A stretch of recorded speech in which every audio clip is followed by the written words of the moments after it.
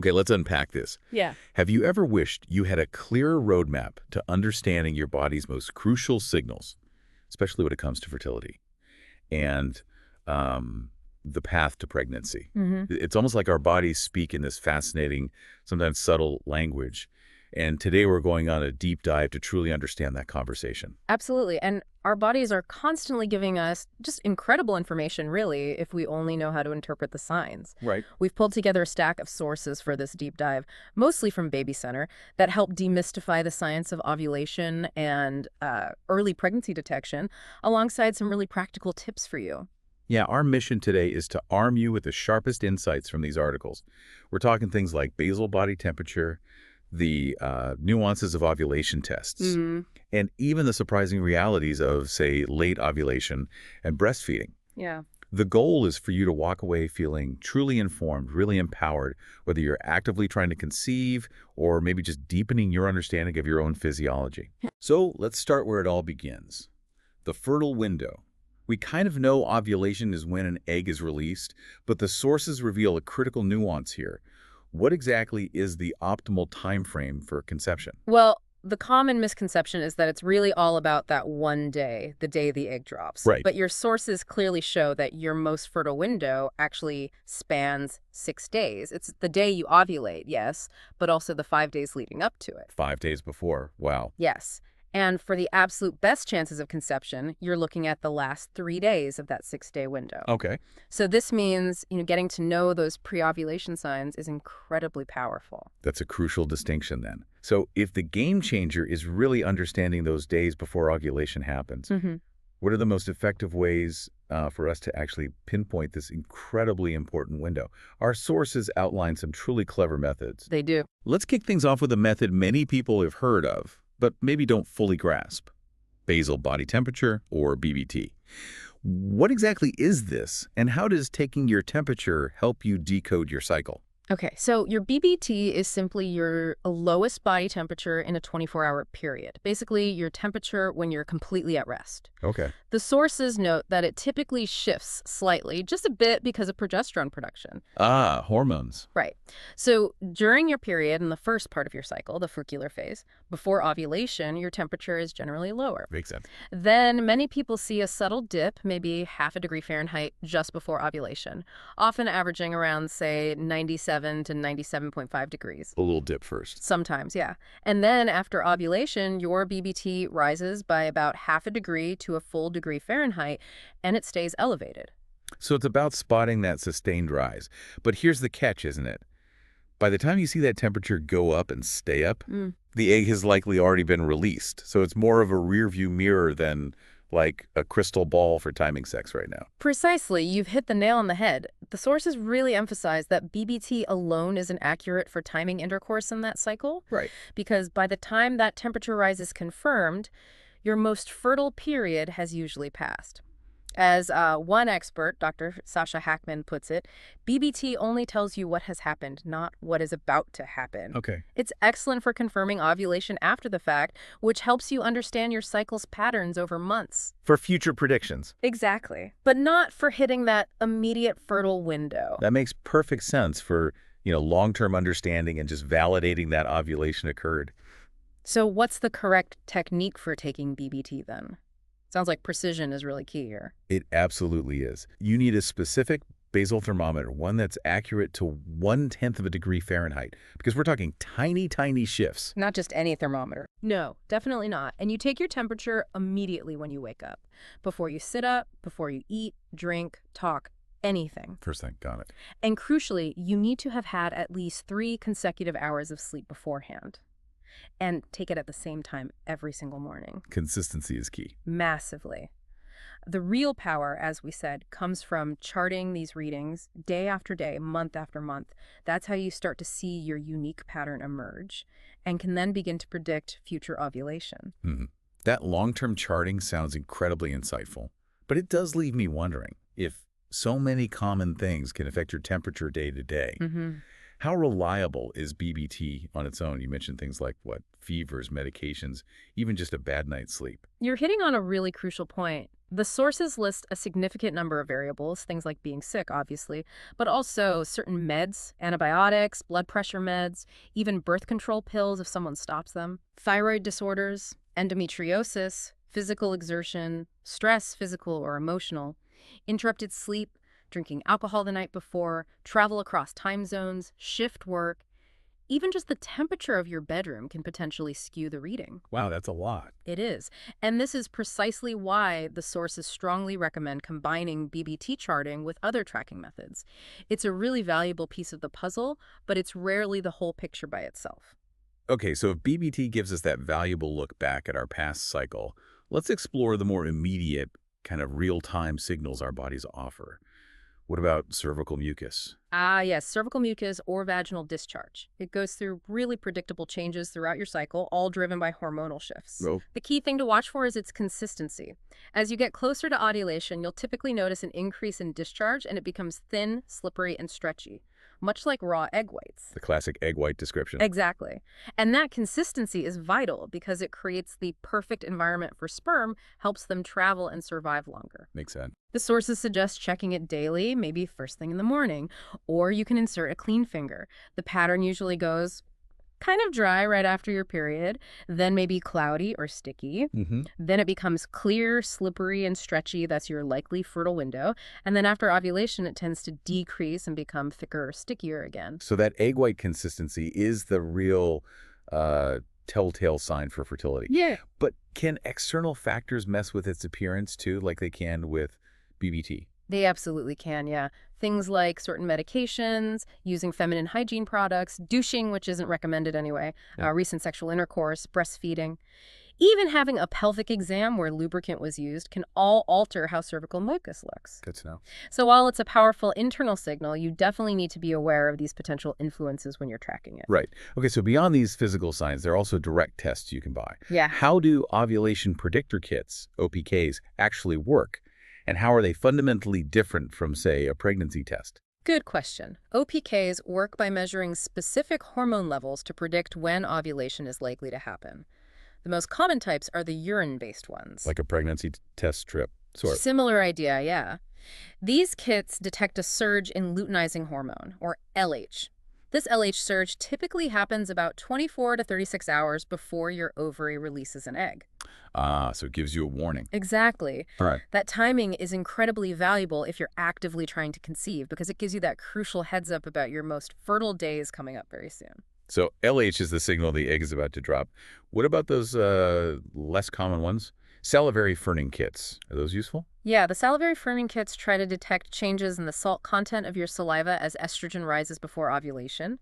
You look at dried saliva under a microscope for a fern-like pattern. Sounds complicated. It can be. They're generally considered less accurate and honestly harder to interpret visually than the urine tests. Fern patterns can sometimes show up at other times or just be tricky to recognize. Okay, so urine tests are generally better. Are they foolproof? More accurate, yes, but still not foolproof. It's really crucial to follow the kit instructions exactly, like the timing of when you test during the day and reading the results within the specific window, usually about 10 minutes for urine tests. Right. And a practical tip from the sources, try not to drink a lot of liquid for about 2 hours before you do a urine test because that can dilute your urine and potentially affect the result. Good tip. Avoid diluting the sample. Yeah. Okay, so these kits are clearly designed to help you get pregnant. I noticed the sources were really explicit, warning people not to use them to try and avoid pregnancy. Yes, absolutely. Yeah. The critical distinction. They said you won't know exactly when your fertile window has actually closed for that cycle just based on the OPK. That's exactly right. They predict the LH surge before ovulation, but they don't confirm ovulation happened or tell you when you're no longer fertile. Very important point. Definitely. Okay, are there any other tools or maybe bodily cues that can help round out our understanding of ovulation? We've covered the big ones, but what else might our bodies be telling us? Yes, definitely a few more things. Beyond tracking, you can use those online ovulation calculators. They basically estimate your ovulation day by counting back 14 days from when you expect your next period. Kind of a rough estimate though, right? Yeah. Especially as cycles vary. A very rough, yeah. More of a starting point. But then there are other physical sensations and signs your body might give you. One notable one is called mittelschmerz. Mittelschmerz? Okay, that sounds German. It is. It literally means middle pain. Middle pain. And what does that feel like? How useful is it? It's actually quite common. The sources say over 40% of women experience it at some point.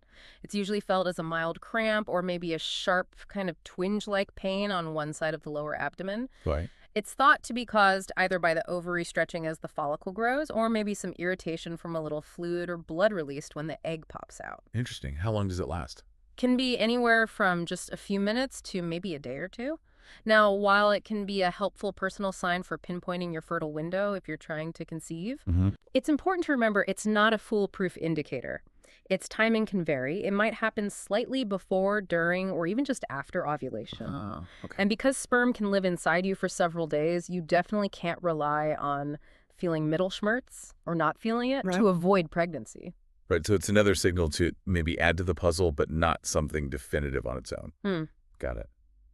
Are there any other maybe more subtle bodily whispers we should be listening for around ovulation time? Absolutely. Some women report other symptoms, things like a slightly swollen or more sensitive vulva, or they might notice their cervix feels softer, higher up, wetter, and maybe slightly more open if they check it internally. Okay. You might also notice very light spotting, sometimes called ovulation spotting. Breast tenderness is another common one. Some women report a heightened sense of smell or taste, maybe an increased sex drive. The biological imperative kicking in. Something like that. And even subtle changes in appetite or mood or feeling a bit bloated. These are all, more subtle, very individual cues. But when you combine them with other tracking methods, they can help paint a clearer picture of what's happening. What a comprehensive look at tracking. Now, let's move beyond the sort of textbook 28-day cycle idea. What happens if someone's ovulation seems late? What does that actually mean? And should it be a cause for concern? Okay, late ovulation simply means it occurs later in the menstrual cycle than that sort of average day 14. Right. And here's the key takeaway from the sources. It's actually incredibly common and usually very normal. The vast majority of women don't ovulate precisely on day 14. That's probably a relief for many people to hear. I think so. As long as your cycles generally fall somewhere between, say, 25 and 35 days long, late ovulation typically isn't something to worry about from a health perspective. Okay, so what causes ovulation to happen later sometimes, beyond just normal individual variation? Well, there are quite a few potential factors. Polycystic ovary syndrome, or PCOS, is the most frequent cause identified in the sources. But it can also be triggered by things like extreme stress, a severe illness, certain medications, some antidepressants or antipsychotics were mentioned, and even marijuana use. Interesting. Also, conditions like hypothyroidism, exclusive breastfeeding, which we'll touch on more later, something called prolactinoma, the transition into perimenopause, primary ovarian insufficiency, and even being significantly overweight or underweight can also delay ovulation. It really sounds like a lot of different elements can play a role in cycle timing. Definitely. Your body's hormones are sensitive. So for someone who is trying to conceive, does late ovulation impact their chances of actually getting pregnant? It can make conception a bit trickier if you're rigidly timing intercourse based on a typical cycle length, because you might just miss your fertile window. Right, if you stop trying too early. Exactly. It mainly means you need to adjust your baby-making schedule and rely more heavily on those tracking methods we talked about, BBT, OPKs, cervical mucus, to pinpoint your individual fertile window whenever it happens. Okay. Having frequent sex throughout the potentially fertile part of your cycle is also often recommended in this case. But the really good news is, once you are pregnant, late ovulation does not negatively impact the pregnancy itself. Oh, it's great to hear. Yeah, Dr. Hackman, one of the experts cited, confirms she's had patients ovulate as late as day 35 and go on to have perfectly healthy pregnancies. The timing of ovulation doesn't affect the pregnancy outcome once conception occurs. That's incredibly reassuring. And what about your period? Does late ovulation automatically mean your period will be late too? Or are there other changes someone might expect? It often does mean a late period simply because your follicular phase, the time before ovulation, was longer, so the whole cycle gets pushed back. Makes sense. Beyond just being late, late ovulation can sometimes lead to a heavier or maybe longer period when it does arrive. Oh, why is that? It's because estrogen is responsible for building up the uterine lining before ovulation. If ovulation is delayed, estrogen has had more time to stimulate that lining growth, making it thicker, so there's simply more lining to shed during menstruation. Ah, okay, that logic follows. Now, here's a question I feel like comes up a lot in, online forums and chats. Can you actually use an ovulation test to check if you're pregnant? Ah, yes, the OPK as pregnancy test question. Yeah. It's a great question, and it comes down to a really fascinating chemical similarity between the hormones involved. Okay. So ovulation tests, as we said, are designed to detect luteinizing hormone, LH. That's the hormone that surges to trigger ovulation. Right. Pregnancy tests, on the other hand, are looking for a different hormone, human chorionic gonadotropin, or HCG. That's the hormone produced after a fertilized egg implants in the uterus. So they're definitely looking for different things, but sometimes they get confused. Is that why you might see an unexpected positive on an OPK? Exactly right. Think of LH and a HCG as being like two keys that look very, very similar chemically. An ovulation test is designed for the LH key, Mm-hmm.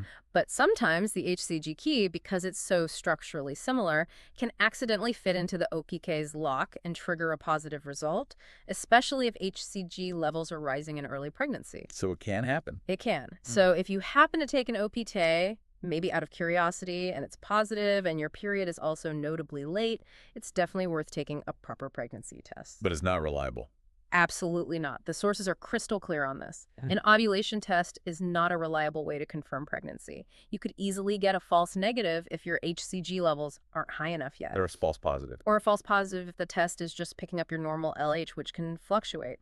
You always need a dedicated pregnancy test designed specifically for HCG for an accurate confirmation. Don't rely on an OPK for that. Okay, that's a very clear answer. Finally, let's tackle a widely held belief, almost an old wives' tale sometimes, that breastfeeding acts as reliable birth control. What's the actual truth about that? Right, the breastfeeding as contraception idea. It's true that the process of producing breast milk can suppress ovulation and delay the return of menstruation. Okay, so there's some truth to it. There is. This phenomenon is formally known as the lactational amenorrhea method, or LAM. Amenorrhea just means the absence of menstruation. Lamb. Yeah. But, and this is a very, very important, but LAM is only considered about 98% effective, which is similar to some other methods, if and only if very strict and specific criteria are all met simultaneously. And I bet strict and specific really means strict and specific. What are those non-negotiable conditions? You guessed it. They are absolutely non-negotiable for LAM to work reliably. First, your baby must be younger than 6 months old. All right, under 6 months. Second, you must be breastfeeding exclusively. That means the baby receives no formula, no water, no solid foods, nothing but breast milk. Wow, truly exclusive. Truly. And third, you have to be breastfeeding frequently, around the clock. The guideline is at least every 4 hours during the day and at least every 6 hours at night, without long gaps. That sounds demanding. It is incredibly demanding, and the sources emphasize that because these conditions are so challenging to consistently meet in the real world, very few women in places like the U.S. successfully rely solely on LAM for contraception. It's just not a reliable method for most people in practice. Right. And a critical point to remember, perhaps the most important one, is that you can absolutely get pregnant before your first postpartum period returns. Oh. Because ovulation happens before menstruation, typically about 2 weeks before. So you could ovulate, conceive, and be pregnant without ever having had a period since giving birth. That's a crucial warning for anyone assuming they're protected just because they're breastfeeding and haven't had a period yet. Absolutely crucial. Don't make that assumption. On a related note, if someone does get pregnant while they're still breastfeeding, is it generally safe to continue nursing? Generally, yes. The sources indicate it's usually considered safe to continue breastfeeding during a healthy pregnancy. Okay. However, it's wise to monitor for uterine contractions because nursing releases oxytocin, which can cause mild cramping. It's usually not an issue, but something to be aware of. Right. And the main practical concern is really ensuring you're getting enough calories and nutrients to adequately support both the growing pregnancy and your ongoing milk production for the nursing child. Dual demands on the body. Makes sense. Wow, what a deep dive truly into the intricate world of fertility. From those tiny shifts in body temperature to the fascinating interplay of hormones, we've really unraveled some of the hidden signals our bodies are constantly sending. Absolutely. And understanding these underlying mechanisms, learning to interpret your body's specific signs, whether that's through consistent BBT charting, noticing cervical mucus changes, using OPKs effectively, or just paying closer attention to symptoms like mittelschmerz, it can be incredibly empowering. Yeah. For personal health management, for family planning, just for feeling more connected to your own body. So what can you, our listeners, take away from all of this today? Perhaps it's a newfound appreciation for your own cycle's complex, unique rhythms. Or maybe a decision to explore some of these tracking methods with, fresh eyes and better understanding. Hmm. The next time you hear someone mention an ovulation symptom, you'll definitely have a whole new level of informed insight into what might actually be going on. Maybe consider this question as you go about your week. How might a deeper, more nuanced understanding of your body's own biological signals potentially transform your personal health journey, or perhaps your approach to family planning moving forward?